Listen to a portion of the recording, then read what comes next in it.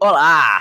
Bem-vindos ao Papo na Arena, seu podcast semanal, onde a gente indica e troca ideias sobre conteúdos que a gente leu, ouviu ou assistiu, sempre trazendo uma visão de produto para discussão. Eu sou o Arthur, fundador da Prot Arena, a primeira escola de produto do Brasil. Eu sou o Aix, gerente de produto na Z1 e criador da newsletter O Que Eu Vi Por Aí. E no programa de hoje a gente vai falar sobre 3 assuntos. Data-driven ou data-oriented? O caos gerado pela nova estratégia de preço da Unity e a polêmica do remoto, híbrido ou presencial. Bora lá? Bora lá, mas antes da pauta, hoje é um dia especial. Hoje o Momento Jabá vai ser diferente porque a gente tem o prazer de ter o primeiro patrocinador do podcast. O patrocinador dessa edição é a eHeadset, que é uma alternativa às escolas de inglês tradicionais. A gente sabe da importância do inglês para as pessoas de produto e tecnologia, inclusive muito do que a gente indica aqui nesse podcast é conteúdo em inglês, né? E a eHeadset vem para ensinar inglês de uma forma diferente, usando como base os métodos ágeis e bem focada nesse público de tecnologia. Então, você quer testar na prática e ficar com o inglês redondo? Então, agenda uma aula experimental, gratuita e individual, é 0800 e você pode conhecer esse jeito inovador de aprender inglês. A gente vai deixar o link aqui na descrição do podcast. Agora sim, bora lá pra pauta? Bora lá!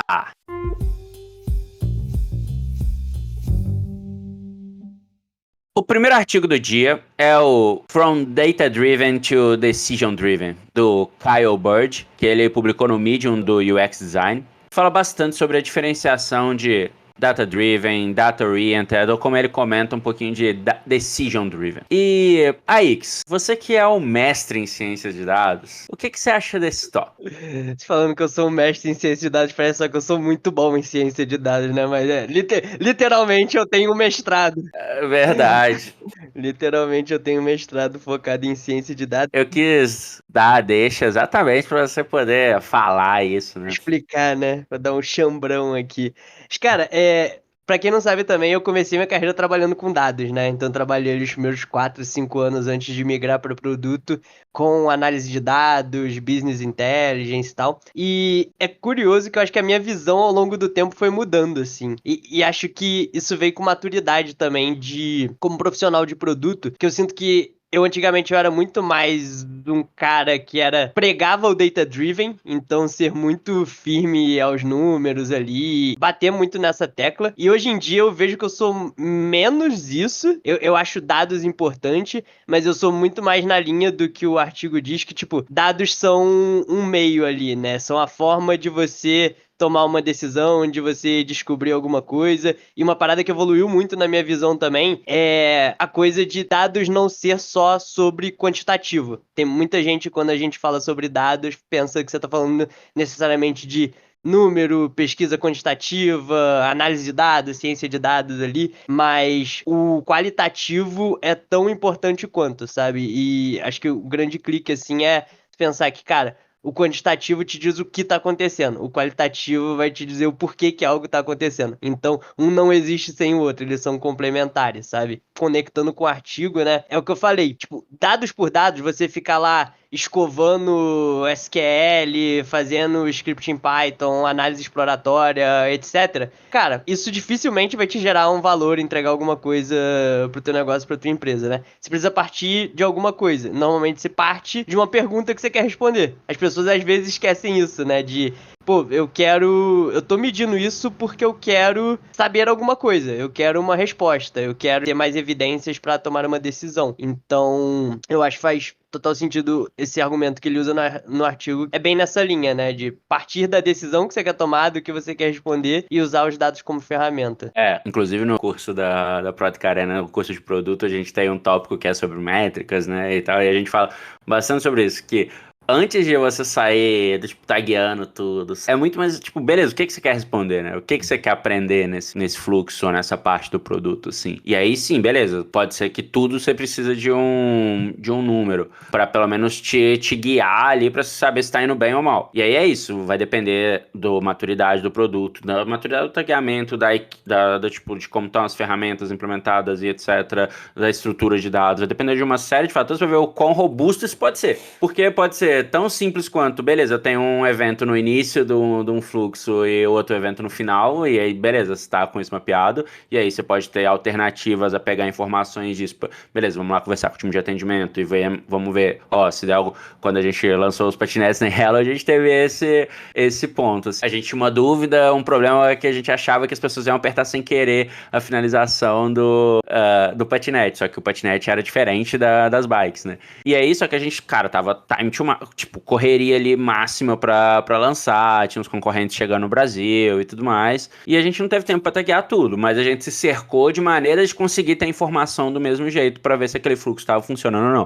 A gente falou com o time de atendimento, falou, ó, se esse tipo de chamado aqui começar a aumentar, avisa nós. Ó, fomos lá com os Angels, né, que era quem fazia as logísticas da bike, etc. Galera, se começar a dar a galera parar vocês na rua pra falar sobre isso, avisa nós. E aí o escritório ficava na própria garagem, cara, e na oficina, assim, Fácil, então a né? gente tinha muito mais fácil pro contato, assim. E aí a gente conseguia pegar a informação, ter o dado ali de várias maneiras. Tinha do aplicativo pra saber se, beleza, Uhum. as pessoas estão clicando aqui, estão clicando ali, estão finalizando ou não, mas nos cercamos de várias outras maneiras, né? É, uma parada que eu faço na prática, mano, quando eu tô refinando uma iniciativa, assim, que vai pro time desenvolver, na hora que eu tô pensando ali regra de negócio, enfim, junto com o design e tal, eu tenho um templatezinho de iniciativas que eu tenho uma seção dela que é só sobre métricas. Então, tipo, tem uma seção métricas de sucesso, métricas de suporte, como a gente vai medir e tracking. Esse template, inclusive, vai estar no link dos comentários, ok? Olha aí, eu voto. Mas é justamente um template pra quando eu tiver ali no flow de refinar alguma coisa, eu passar por aquilo e lembrar. Ah, eu tenho que pensar como que a gente vai medir isso aqui. E aí a primeira coisa é métrica de sucesso. Então, o que que vai dizer pra mim que isso daqui que eu tô fazendo foi um sucesso? E suporte é aquela parada. Não necessariamente é a métrica de sucesso, mas é o que é interessante. E aí, quando eu tô pensando isso, e ajuda a ser uma pessoa com background de dados e de tecnologia também, eu assumo aqui, eu já penso como que eu vou fazer pra medir isso. E é bem isso que você falou. Às vezes eu boto ali, ah não, isso aqui vai ser um evento e a gente vai pegar dessa forma. Outras eu tava fazendo hoje, por exemplo, que era, ah não, isso aqui eu nem preciso de evento, é só eu comparar duas datas no banco que já existem, que eu já vou saber que isso daqui tá funcionando do jeito que deveria. Então, além de pensar o que você quer medir, e obviamente para você pensar o que você quer medir, você tem que pensar o porquê que você quer medir aquilo, é o que você falou lá no início, cara. Você não precisa traquear tudo, você precisa traquear o que vai te ajudar a tomar alguma decisão É, no início. E, é, só rapidão, tem aquela sanha do PM às vezes de, ah não, eu vou traquear tudo que vai que eu preciso disso lá na frente. Que nada mais é do que um acumulador digital de tracking, né? É aquela, pô, não vou jogar isso aqui fora não, porque vai que eu preciso. E vai aí que eu quando você vê, você preciso em tá com um algum milhão de momento. coisas. É, Exatamente. pois é. E aí, fora isso, que você já ganha um ódio gratuito ali do time de desenvolvimento, né? Que você fala assim, sério que você quer que eu tague um monte de coisa aí? Sério mesmo? Inclusive, grande melhoria de vida se vocês puderem falar com seu time de desenvolvimento para automatizar certos trackings, pelo menos visualização de tela e clique de botão, para tipo, eles não precisarem codar. Você criou uma tela, criou um botão, isso Nossa, já é automático. Isso facilita muito a vida e salva muito. Naquele momento você fala, caralho, não pensei no tracking. E aí você vai ver, não, tá automático, tá lá já, traqueando desde o dia que foi pro ar. É um alívio no coração. e tão importante quanto isso aí que você tá falando é a parte de você conseguir criar ali o dicionário do tracking e tudo mais, porque aí fica muito mais prático, né? Que aí o dev vai bater o olho lá e vai falar, massa, então para botão, para tela e etc, sempre vou colocar você vai diferenciar pelo parâmetro lá na ferramenta. E aí um outro ponto importante também nisso é saber qual ferramenta que você vai usar para traquear, né? Porque dependendo da ferramenta, se bem que hoje em dia já está um pouco mais patronizado, mas dependendo da ferramenta, até a maneira como você vai traquear vai ser diferente. Eu lembro Total. há tempos atrás, tipo há anos atrás, por exemplo, quando a gente tagueava as coisas pelo Firebase, se você fosse montar o funil pelo Firebase, você precisava de as paradas ser no evento, não podia ser na propriedade. É uma bosta, velho. Eu tô, Isso eu tô passando um perrengue com isso, porra. é, e depois o Firebase melhorou essa parte, até ficou melhor, né? Que eles integraram com o Google lá para você montar os funis, até tiraram a parte de funis do Firebase e jogaram tudo pro Google Analytics. Mas essa é uma parte que é tão simples, assim, simples no aspecto de básico, né? Mas que ela tem esse monte de pegadinhas que quanto mais prático você coloca, mais você consegue vivenciar isso e colocar na sua rotina, mais prático vai ficar na hora de você colocar no ar. Porque aí você vai conseguir colocar isso no seu fluxo e não entrar naquele também que é clássico, que é lança. Nossa, e aí, como que tá aquilo que a gente lançou? Na próxima sprint a gente vai colocar o tracking. E nunca vai ganhar prioridade. Você já lançou algo que você nem sabe o que tá acontecendo, tá ligado? Porque você não sabe minimamente ali quais são os eventos. E a gente não tá falando só de eventos, mas os funis normalmente ajudam bastante, né, nesse aspecto. Mas no final das contas, o que o artigo fala bastante lá é sobre isso, que quanto mais você consegue entender de fato qual que é a pergunta que você quer responder, mais fácil você vai saber o que você vai traquear, como você vai traquear, ou da onde você vai tirar a informação. Seja ela quantitativa, qualitativa, o que quer que seja. E tem um ponto, só para finalizar dessa parte também, que é o aspecto que ele fala sobre, cara, o papel do PM muitas vezes é tomar decisão. Ou se não é tomar decisão, se você está inseguro para tomar uma decisão, é no mínimo levantar a bola que, tipo, para alguém que uma decisão precisa ser tomada. Porque a gente tem esse cenário, uma decisão precisa ser tomada. E é isso, dados vai ser uma parte para ajudar naquilo ali. E quando você fica muito no tipo, pô, não, beleza, data-driven, que muita gente confunde o que, beleza, eu não tenho dado, então eu não consigo tomar uma decisão, então eu tenho que esperar colocar o dado aqui, blá, blá, blá. E tem empresa que você tem tempo pra fazer isso, que vai estar ok, mas tem outras que não, amigão. A água tá batendo ali, você tem que dar um jeito, né? Tem que se virar. Então, é Eu isso. sinto que às vezes as pessoas querem tratar o gerenciamento de produto como uma ciência exata, quando no fim é um trabalho sobre navegar na ambiguidade, né? Eu li isso em algum lugar, que pode ter sido no Twitter ou no LinkedIn, mas essa frase tem maior cara de LinkedIn, né? Navegar na ambiguidade. Mas é isso, às vezes a gente quer transformar um negócio que não é exato numa ciência exata, do tipo, cara, eu só vou dar uma resposta aqui se eu tiver um dado me dando 98,8% de certeza de que eu tô indo no caminho certo. Cara, a maior parte das vezes não vai ser. Você vai ter que tomar decisão com o melhor que você tem, e o dado é um suporte, mas você não pode esquecer também que, cara, as pessoas, elas não são ignorantes, né? As pessoas têm senso do que funciona, elas vivem no mesmo mundo que você. Então, a velha história do Product Sense, né, e tal. Mas é muito isso. Às vezes, cara, você usa produtos no dia a dia, você acompanha negócios e tal. Às vezes você não precisa de um dado, tipo, first party gerado pelo seu aplicativo pra ter um bom chute de que algo faz sentido ou que algo não faz sentido, sabe?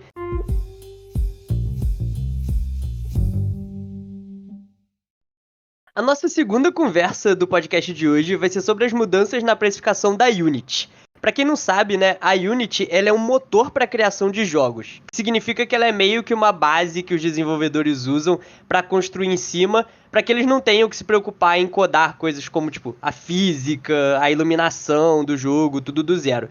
E a Unity ela é usada por jogos super conhecidos, assim, não só jogos indies, mas fenômenos ali da pandemia, tipo Fall Guys e Among Us, Pokémon GO, Cuphead, Hollow Knight, entre vários outros jogos. Então tem bastante lançamento grande que usa a Unity. E para os devs, a Unity ela é um software as a service, né? Um SaaS. Eles pagam uma mensalidade para usar e até então era isso, tava show. Tinha umas tiers lá e cada dev ou cada estúdio escolhia suas tiers. E aí, do nada, eles introduziram uma nova taxa por instalação do jogo. Tem algumas regras, eu não vou entrar super no detalhe ali, mas o jogo precisa ter vendido mais de $200 mil, coisas do tipo assim. Mas simplificando, eles passariam a cobrar 20 centavos de dólar por instalação. E aí isso deixou os devs que usam a engine completamente pistolas pela forma não transparente que todo esse processo foi conduzido e por todos os riscos que não foram endereçados no anúncio. Então, no momento que a gente está gravando aqui, já foram feitas várias correções ali, né? Eles clarificaram algumas coisas que eles não tinham clarificado, mas no início eles deixaram várias coisas em aberto, do tipo, se uma pessoa compra o jogo uma vez, mas ela fizer 10 instalações, eu, como desenvolvedor, vou ser cobrado por todas ou vou ser cobrado só pela primeira? E esse é o tipo de coisa, por exemplo, que abre caminho, e o medo dos desenvolvedores ia nessa linha, para você ter protestos que acabam quebrando desenvolvedores independentes. Então, Hoje em dia tem um negócio que acontece na indústria de jogos que é o review bombing, que é todo mundo ir lá e dar nota zero pro seu jogo, nota baixa no site de review.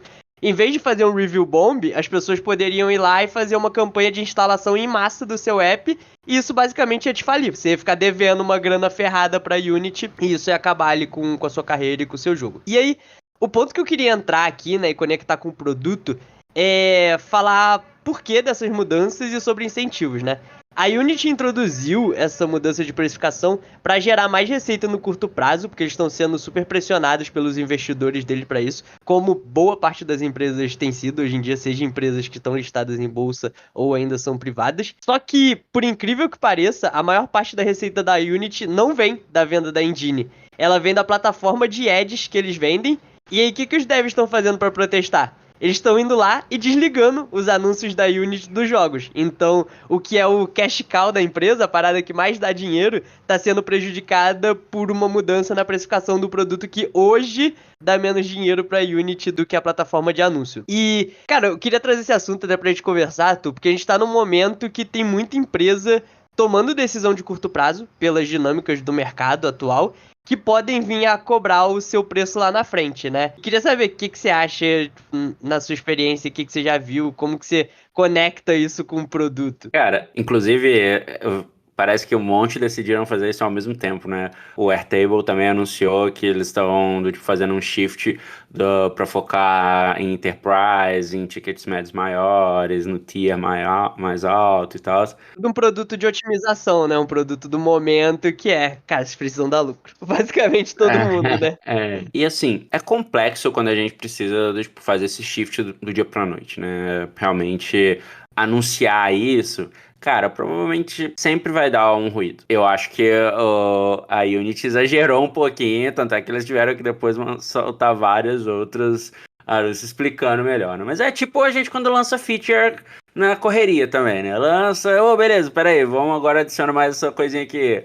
Fala lá com atendimento mais essa maneira de usar, mais essa outra coisa aqui. Mas, de novo, na minha visão, um ponto importante nisso aí é entender o balanço, entender isso, os possíveis efeitos cascatas que podem acontecer. No caso da Unity, pô, eles foram lá e a galera, os devs estão tirando a parte de anúncios, que é a parada que eles ganham dinheiro. Então sempre muito perigoso no final das contas fazer essa parada, mas é aquela parada do fazer um pouco do advogado diabo, assim, né? A gente não tá lá dentro, a gente tá aqui literalmente dando os nossos centavos aqui pra saber o quão pressão que tá tendo pra fazer algum movimento, o quão eles estão precisando mostrar algum outro número pra talvez evitar um layoff grande, como por exemplo o Airtable fez, né? Tipo, eles fizeram a mudança pro novo, né, tipo, eles anunciaram que iam fazer o shift pra Focar no outro público, né? Pra focar no outro público e demitiram a galera que cuidava das pequenas da SMB, tá ligado?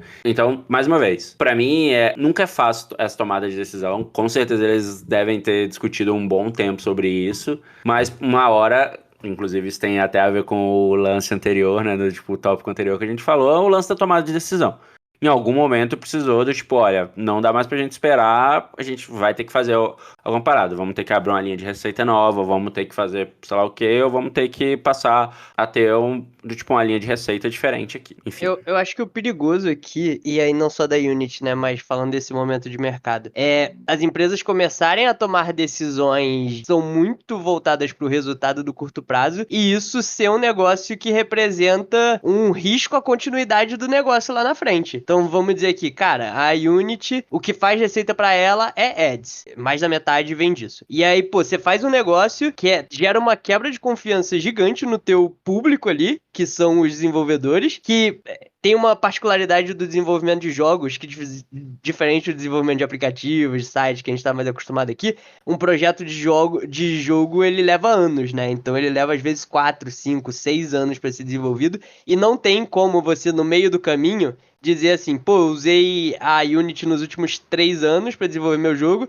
agora que eles fizeram isso eu vou mudar. Não, você tá meio que trancado ali, você vai ter que aceitar. Mas no seu próximo jogo, cara, você pode escolher uma outra engine porque você não confia mais naquele desenvolvedor daquela engine. Então, eu acho que o perigo é esse, sabe? Aqui no caso da Unity é isso, às vezes no caso de um outro negócio, é às vezes você começar a cobrar por uma feature que você não cobrava porque vai te trazer receita ali agora, mas lá na frente isso vai fazer você perder público. Enfim, coisas desse tipo que é pensar em, né, efeitos de segunda ordem, efeitos de terceira ordem, conversar com o seu público. É difícil dizer agora, né? É igual, cara, quando o Musk assumiu o Twitter lá e todas as notícias eram, tipo, metendo pau no que ele fez e não estou defendendo Elon Musk nem a condição dele no Twitter aqui, mas é inegável que, cara, desde que ele assumiu, o Twitter lançou mais coisa do que nos últimos, porra, muitos anos sobre a gestão antiga ali, né? Então, às vezes, tipo, no curto prazo, você vê uma reação e você fala, caralho, péssimo, vai dar ruim, isso aqui vai afundar. E aí, quando você se distancia um pouco mais, ou quando você olha sobre perspectivas diferentes, talvez o take inicial não seja tão correto assim, né? E também, assim, se você parar pra olhar outros casos, né? Por exemplo, no início, todo mundo criticava o surge pricing do Uber. É verdade. E depois, por mais que, de novo, não era. A gente não tô entrando no mérito se é justo ou não e etc. Mas aí era a lei da oferta e demanda, Blaus, e, pô, eles utilizavam aquilo e depois passou a ser uma parada que, por mais que as pessoas reclamavam, no princípio, eu passei um perrengue já com isso muito grande no Réveillon, por exemplo, que eu só fui ver no outro dia. Réveillon é complicada, né? Mas assim, depois era uma parada que você estava acostumado, você sabia, beleza, pô, vou num evento que tem muito movimento, caraca, o Uber vai ser um pouco mais caro mesmo, mas pô, beleza, vamos juntar a galera aqui pra fazer. Então, eu vejo que é muito um pouco sobre isso, sacou? De também, às vezes, a gente, natural, tem aquela curva da cobrança inicial, do tipo, putz, caraca, o que que as pessoas, nossa, por reclamação e tudo mais, mas também depois pode ser que passa a ser rotina, sabe? Passa a ser, ok, beleza, mais um custo aqui pra gente. Aí, de alguma maneira, também o jogo vai buscar alguma coisa pra compensar aquilo ali também pra ter esse balanço. E, consequentemente, até a própria Unity pode pensar em algum benefício, etc. Assim como, por exemplo, a Apple também começou a fazer, né? Depois de muita reclamação também, etc., pra pegar um take rate lá dos in-apps, elas criaram outras regras pra, beleza, se você tá mais de um ano aqui e tem mais de X, você te cobro menos e tal. Então, acho que tem todos esses outros poréns, né? E essas outras possibilidades, esses outros pontos de vista e essas outras coisas que, no final das contas, na construção de alguma coisa, na construção de produto, vai ter que sempre olhar. Vai ter momentos que vai ser balança. A balança vai estar bem equilibrada. Vai ter momentos, dependendo de várias coisas, como, por exemplo, o momento que o mercado tá agora, que, cara, vai precisar pesar mais um pouco ali, porque precisa pensar no curto prazo. Mas, mais uma vez, tipo, é isso, é o que você falou. Quanto que você consegue olhar nas segunda e terceira dimensões ali que podem acarretar os efeitos cascatas ali. Tem hora que o mais importante é só você sair do outro lado vivo, né? Então, tem esse. E acho que um ponto positivo aqui, né, é que o anúncio foi uma merda, tipo, mas com o passar dos dias, eles foram esclarecendo várias das dúvidas ali, então, quem sabe não pode via as coisas se resolverem aí e aí, eventualmente a relação aí com os devs melhorar. Mas é isso. Aguardemos cenas dos próximos capítulos. Veremos, veremos.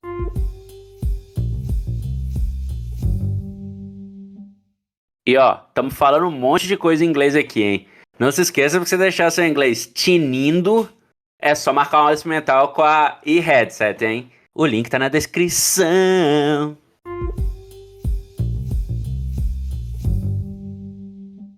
Nosso último conteúdo é sobre um debate que vem aparecendo com uma boa frequência nos últimos tempos. Remoto, híbrido ou presencial. As Big Tech já anunciaram, o Zoom anunciou, por mais estranho que isso pareça, anunciou no mês passado também pra galera voltar pro escritório. A Amazon tá até enviando lembretes para alguns funcionários, como quem não quer nada. O swipe do seu cartão na entrada do escritório não tá aparecendo muito não, e aí? O TikTok também anunciou alguma parada hoje aí disso. Mas a notícia da vez é que o Grindr, que é um app de encontros, perdeu quase 50% dos funcionários depois que trocou a política do remoto. Em agosto, eles anunciaram que os funcionários iam ter que escolher entre 4 hubs para ir pelo menos 3 vezes por semana presencial. Resultado disso, 80 funcionários, a empresa tinha cerca de 180 funcionários, pediram para sair. Além disso, foi divulgada uma pesquisa da The Conference Board, que foi feito com 185 profissionais executivos de RH aí e tal, e onde 73 deles disseram que estão com dificuldade de fazer os funcionários voltarem pro presencial. Enfim, e aí, AX? Cara, osso, né? Como grande entusiasta do trabalho remoto, eu já era bem entusiasta antes mesmo de trabalhar remoto e desde 2019 tô nessa e não me vejo, cara, não consigo olhar hoje e falar assim, cara, voltar todo dia aí pro escritório ou ter a obrigação, mesmo que híbrido ali, de estar fisicamente preso a uma mesma cidade, tá ligado? Eu não consigo me ver assim. E essa notícia não é especificamente sobre produto, né? Mas trazendo pra cá, eu passei um tempo ali, né, entre empregos e na busca eu já tava sentindo ali, esse início do ano, nem agora, que, cara, tava rareando o número de vagas remotas, assim, tipo, parecia ter cada vez menos, menos, menos. E hoje, está aqui em setembro de 2023, pra mim é bem claro que eu acho que a tendência vai ser volta full presencial, sabe? Acho que muito poucos empregos, posições vão conseguir se manter full remoto ou híbrido que seja. Eu tinha a esperança da tendência ter o remoto ali, né, de fato perdurar, mas com o que eu vejo hoje, acho que não vai acontecer.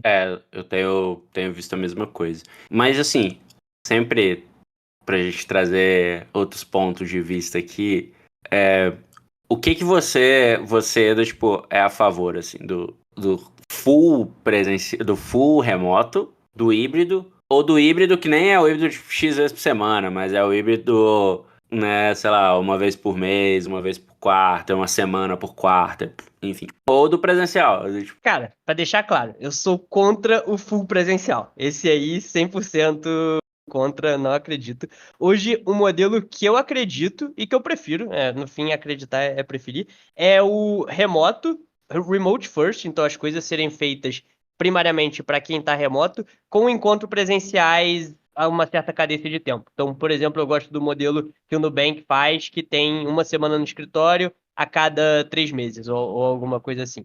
Eu acho que esses encontros presenciais, eles são muito importantes para criar as relações e as dinâmicas que depois vão coexistir no dia a dia no remoto, né? Então, não existe ainda algo que substitua no remoto o você sentar na mesa do bar com a pessoa, você trocar uma ideia ali cara a cara, você tomar um café junto, sair para almoçar. Então, eu acho super importante ter ali momentos de encontro, sabe? E eu não acredito muito no híbrido, nesse esquema 2 vezes por semana, 3 vezes por semana. Pra mim, é o pior dos dois mundos, assim. Você não tem nem o bom do remoto, nem o bom do presencial, e você tende a prejudicar muito quem acaba ficando remoto. Então, eu gosto mais desse remote first com encontros presenciais de tempos em tempos.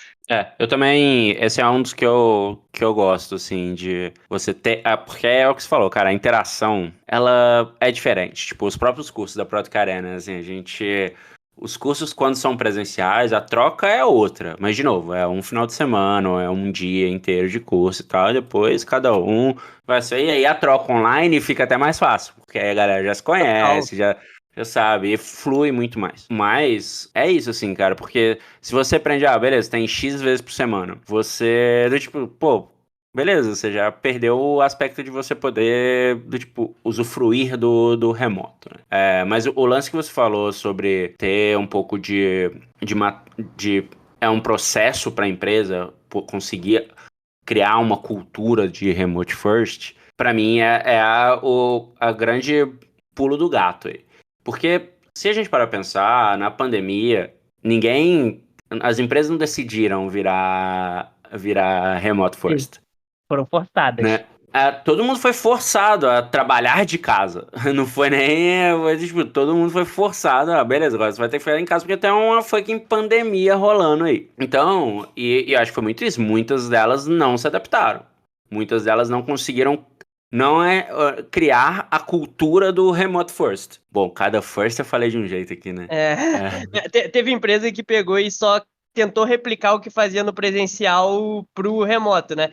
Lembra quando os ícones da Apple eram esquemorfismo, que era eles Aham, replicavam itens sim, do mundo real? sim. Teve empresa que tentou fazer isso, um esquemorfismo do trabalho presencial pro remoto. Quando não é, você tem que adaptar. É um outro jeito de trabalhar na Total, prática. total. É. Mas também tem o outro lado que é, cara, quantas. Mano, tem um site disso aí que é como trabalhar em mais de uma empresa, tá ligado? O que que você precisa fazer para trabalhar em mais de uma empresa ao mesmo tempo? Então, Overemployed. Overemployed, que também surgiu, né? Então, de novo, tenho as suas coisas ali, e aí um pouco por isso, aí, pô, a empresa já não. De novo, aquele efeito cascata, né? A empresa já fez isso só porque tipo, teve que fazer por conta da pandemia. Aí, pô, beleza, aí vai descobre uns episódios desses, fala, não, agora a gente tem que ter Aí acha que a gente tem que ter o controle das pessoas estando no escritório, o que definitivamente não é uma verdade. As pessoas já faziam freela quando trabalhavam no escritório, velho. Seja no Pois horário é, depois do escritório e chegavam fudido pra trabalhar no dia seguinte, seja durante o horário do expediente mesmo, no escritório, tá ligado? total, total. Mas esse tipo, até no Vale do Silício mesmo e etc., é um movimento que tá voltando a acontecer, né? Tipo, inclusive, esse é um ponto que tem várias reportagens falando que, tipo, o Vale tá voltando um pouco, né? Tá saindo um pouco das traças, apesar de, por exemplo, São Francisco tá uma cidade meio caótica, assim, etc. Tá voltando a ter muito mais movimento, muito mais evento, muito mais coisa, porque as empresas estão pedindo pelo menos 2, 3 vezes presencial, e as pessoas têm que voltaram para a região, né, do Vale. Eu fico ligeiramente triste, assim, mano, porque eu realmente tinha esperança de, pô, o remoto se consolidar e ter muito mais empresa. E eu acho que tem uma parada que às vezes a gente não conta muito, que é como dar mais oportunidade, assim. Na Pier, por exemplo, a gente tinha muitas pessoas do eixo norte-nordeste, não sei se é certo falar eixo norte-nordeste, mas ali da região norte-nordeste. Cara, elas não precisaram abandonar suas famílias, seus amigos, pra tentar a vida em São Paulo, sabe? Elas conseguiam fazer o trabalho delas de onde elas queriam. Pô, muita gente boa que às vezes está nesse lugar e não teria oportunidade e que foi descoberta e pôde ter uma vida melhor ali por causa do remoto, né? Então, é triste pra mim, né, como entusiasta, que a gente esteja revertendo essa tendência. Acho que com certeza, vai ter muito mais empresa remota do que tinha antes, mas não vai ser como era o meu mundo utópico, onde o Remote First ia ser o vencedor. Pois eu também não vejo que vai ser o default. Gostaria, mas eu vejo que tá voltando um pouco mais pro old school, né? Pro o formato mais dias presenciais. O que, enfim, definitivamente, mais uma vez a gente fala das decisões, dos negócios. É isso, né? O próprio caso do Grindr aqui, que, pô, de um dia pro outro perdeu 80 funcionários, tá ligado? Perdeu mais tipo, quase metade da empresa, o que é um número bem alto. É uma paulada, né? E aí como que você, pô, faz isso e tal? E aí é isso, colocar no balanço, né? Cara, vale a pena a gente perder o tempo que a gente vai demorar pra recrutar de novo as pessoas, as horas de processo e tudo mais pra trazer Conhecimento perdido. conhecimento perdido. Se você botar na balança isso, pô, provavelmente faz muito mais sentido. Beleza, deixa as pessoas no remoto mesmo, e é isso aí, mantém e tal. Ou então, beleza, vamos conversar pra chegar no meio termo aqui, ó. Cara, a gente vai ter os hubs, vamos ter tal X vezes por mês, vamos precisar, ou X vezes por quarter, mas pra ser um balanço, né? Como que a gente consegue fazer um meio termo aqui e o combinado não sai caro no final das contas, né? Porque nessa reportagem, o que assustou a galera e o que levou muita gente foi porque foi do nada, né? Foi literalmente numa semana eles falaram, aí no outro mês eles falaram, ó, galera, ó, agora vocês têm até o final do mês pra decidir qual dos hubs vocês vão ficar. Aí, E é mais isso uma aí. coisa do Neida nesse episódio.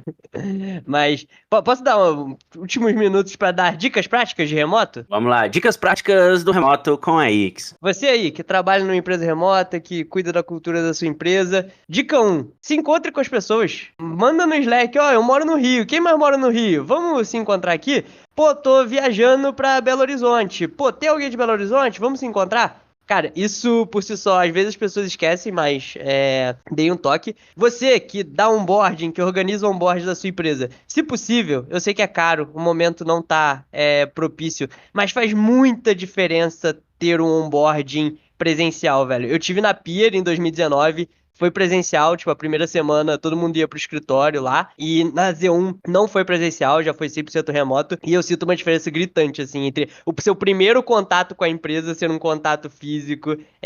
Até a coisa que você falou do Arena, que, tipo, facilita depois, quando você vai pro remoto, já ter criado essa relação. E priorizem os coleguinhas que estão remotos, mesmo se vocês estiverem híbridos. Então, pô, vai fazer uma reunião, fica todo mundo no fone, não fica numa sala falando num jabra horroroso que ninguém ouve o que está sendo falado. Não deixe os documentos só na sua máquina, bota o documento no Drive, no Office 365, o que quer que seja. Então, utilizem das ferramentas ali que permitem essa conexão, né, e essa sincronicidade. A remota não se sinta excluída, para que o trabalho dela possa ser bem feito também, assim como de quem está no escritório.